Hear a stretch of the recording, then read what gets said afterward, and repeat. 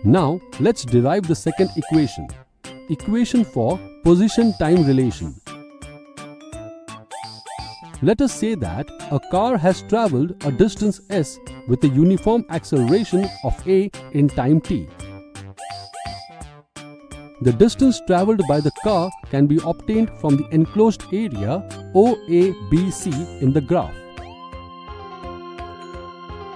Let the distance travelled by the car be s, which can be calculated as s is equal to area of OABC, which is equal to area of rectangle OADC plus area of triangle ABD, which is equal to OA multiplied by OC plus 1/2 multiplied by AD multiplied by BD.